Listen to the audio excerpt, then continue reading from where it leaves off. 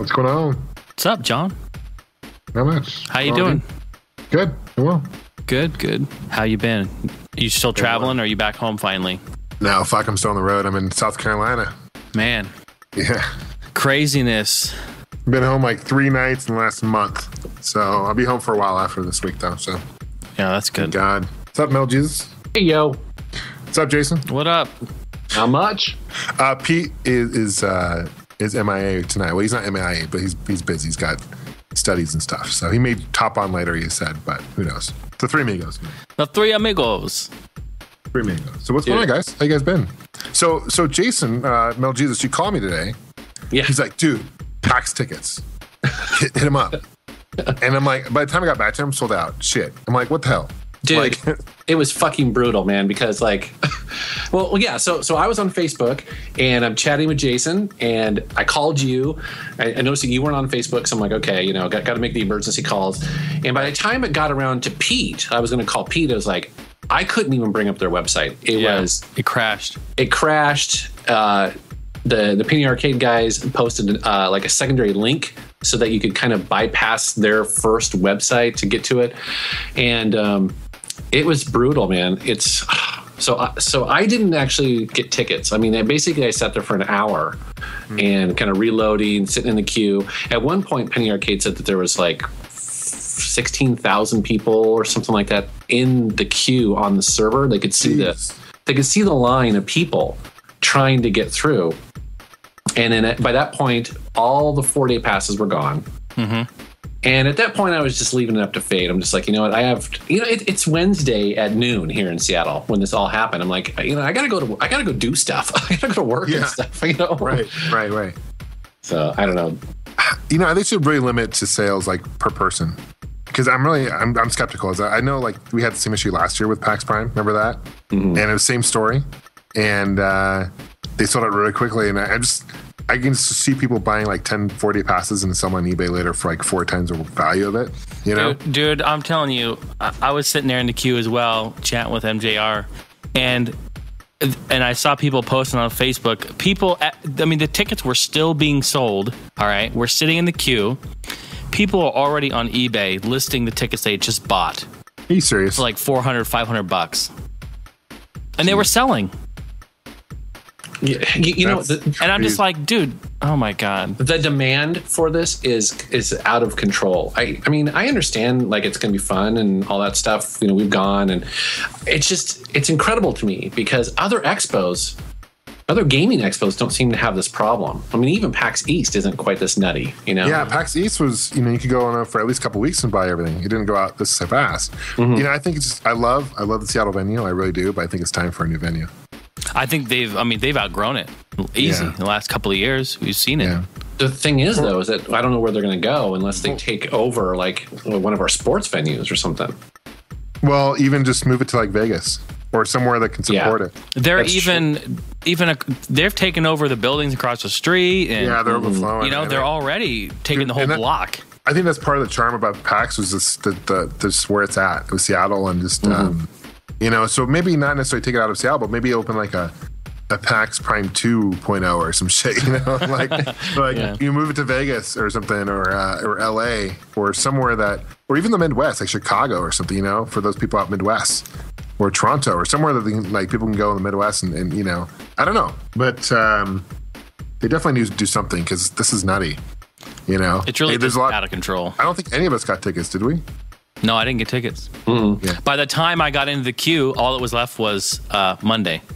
Yeah, me too. And I was like, well. I know that's day 4. You know what I mean? It's like, that's cool and all, but, I don't know. And I kind of felt the same way. I'm like, somebody mentioned that Monday tickets were available. I'm like, I don't know.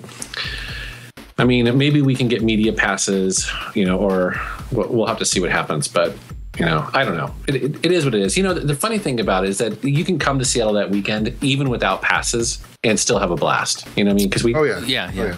I was telling Jason that since last year, 3 more retro gaming stores have opened. Oh no! Oh wow! Kidding. Yeah. So D-Pad is a store. They're having a grand opening with their mayor down in Des Moines next month. And so I've seen the inside of that. It looks awesome. That's going to be a big place with an arcade. And Des Moines isn't that far south from Seattle. It's like, 10 minutes, something like that. And then Pink Gorilla has opened up another location over in Bellevue. And really? We're in Bellevue. It is off of, I haven't visited yet, but it's very close to their mall. I think it's like on the 8th Avenue or something like that. It's right off the freeway, so it's got a great location. Okay, cool.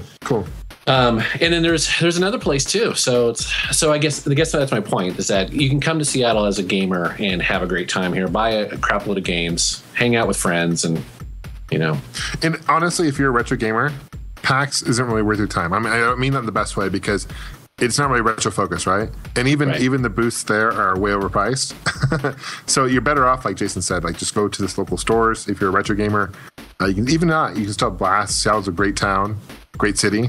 But if you are a retro guy, Portland is the place to go. Yeah. Definitely go to Portland. For sure.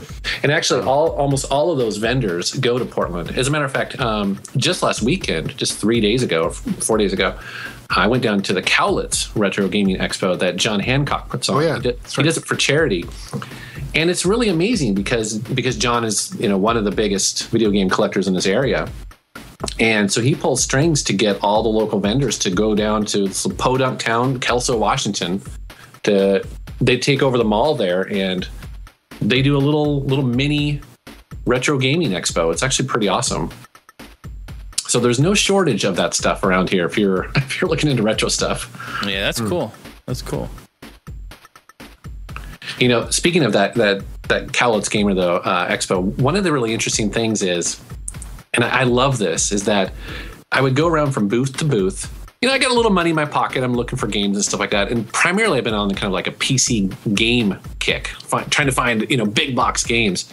And vendor after vendor told me that nobody looks at that stuff. It was just me. Nobody gives a crap about PC games. I'm like, I will take them. Bring them on. Yeah, seriously, man. Well, because the packaging is so cool, The big boxes are amazing. They really are. Yeah, they are. Yeah, and so the rarest one I saw was the original System Shock. A guy had a perfect in-box copy of System Shock, the original, for PC, and he wanted $80 for it. Oh, and that's probably a fair price for that, because System Shock 2 goes for about $300 online. Wow, no kidding. Jesus. Yeah. Why is this 2 more rare than the first one?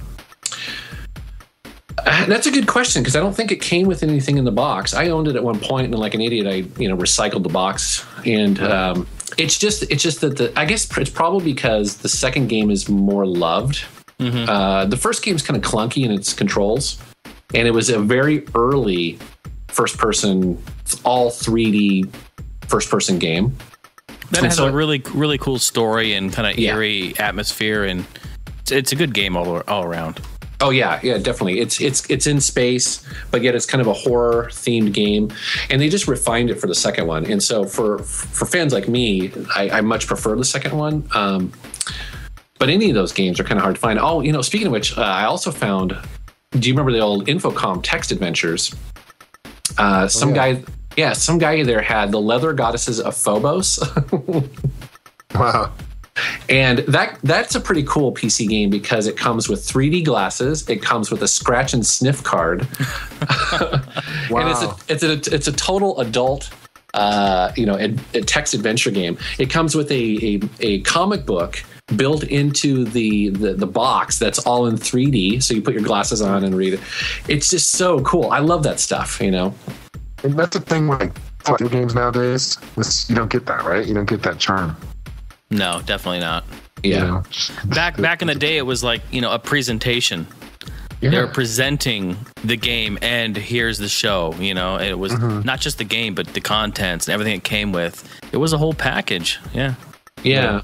I also got a copy of the original Gunship, which was an old helicopter, combat simulator. And it comes with a keyboard overlay. Because there's so many keys to remember in this game that you basically would lay it over your keyboard to help you when playing the game. And, stuff like that was pretty awesome. That is pretty cool. Yeah. anyways, not to take us off of PAX and the annoyance of no no tickets, but well, it's like they haven't learned from last year. Like, it's frustrating. I don't know. I don't know what they can really do on their end, but yeah, limiting how many people can buy. It's crazy because this was like their attempt to rectify what happened last year with this new. They're using a new company to sell the tickets. What was it, like Click Show or Show Click or something? Mm-hmm. Who was through? So it was an attempt. I mean, it was still brutal, and in the end, we still didn't get our tickets. So yeah, it's just there's just too many people. It's just too much going on. Yeah, so I know it's frustrating, but yeah, because to be fair, I don't even think that they know. I don't think they claim to understand or know how to solve this. Make sure to follow us, the All Gen Gamers podcast, on Facebook and Twitter. Subscribe to us on YouTube and in iTunes. And don't forget about those iTunes ratings, guys. We appreciate those. And for all other info, links, and our forum, please visit www.allgengamers.com.